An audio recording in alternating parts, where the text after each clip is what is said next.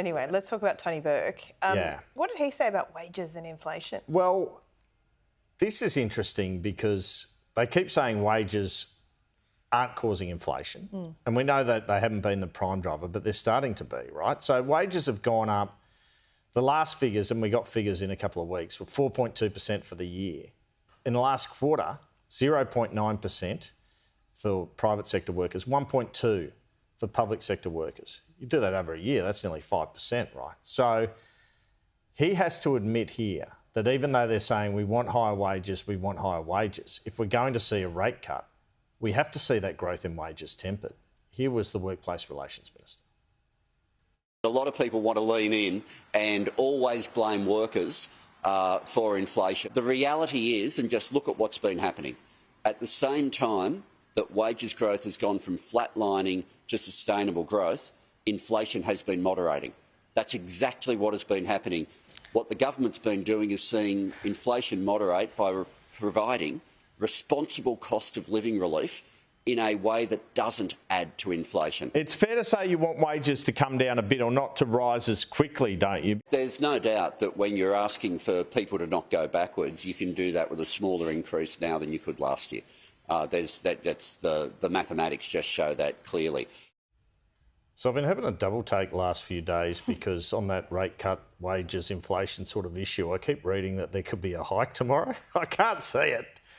But someone pointed out today that the way inflation's gone over time, typically the Reserve Bank would hike it now. Yeah. That would be the end of days for the Albanese government, just about. I can't see it happening, but I do think Michele Bullock will have a pretty, a very sort of precautionary outlook, a very conservative outlook. But that's why I guess tomorrow's meeting's so critical, and it's 1 week before the budget. And someone admitted to me the other day it's going to be a dull budget. It's as simple as that. It has to be in terms of inflation. The government's still getting bagged for spending too much, as it is. Yeah. But it's going to be duller than the last two because, I mean, they've done the HECS thing, but that doesn't kick in straight away. They'll do the rental assistance thing.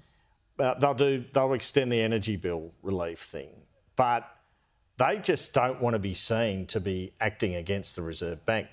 Michele Bullock hangs over Jim Chalmers' shoulder when he delivers this budget speech. Laura. Well, I tell you what would be worse for Jim Chalmers is not an interest rate rise tomorrow, an interest rate rise after the budget, directly after the budget. Yeah, good point. Would be way worse. Imagine that. Yeah. That would be certainly a comment on the budget. But I think Jim Chalmers will say, and in putting together this budget, he would certainly be running some of these measures by Michele Bullock, wouldn't he? Oh, they claim not. Or the Treasurer? Well, Stephen Kennedy. The Treasury? Stephen Kennedy can do that. Yeah. Yeah. I mean, in a roundabout way. I'm not the separation of powers. I think when they were talking about Phil Lowe conversations, they used to describe them as general conversations. But I'll tell you what, if that happened, it would have happened about a month ago. It wouldn't be happening right now. Yeah. So, they've had a really bad couple of weeks, haven't they? I've started to lean more towards a hung parliament now, I've got to say. I mean, we're still a long way from the election. Labor minority. I think this incident in WA with Nanette Simons, it's on every front page. It's on the front of every TV bulletin, and it's about the security of people. It goes to Labor's weak spot. And this is just the critical battleground. I mean, it used to be elections were always decided before they got to WA because of the time zone, but there's a bit more confidence from the Liberals they can pick up to 4 seats there now, and that's minority government. Even if they pick up a couple, you're nearly in minority government. So I just feel the way things can turn if there are some rate cuts, but the polls are that consistent and they consistently show Labor sliding into power again, but not with a majority. No. How is that going to be arrested? Well, even if there's a rate cut, people have just been hammered away at for nearly 2 years.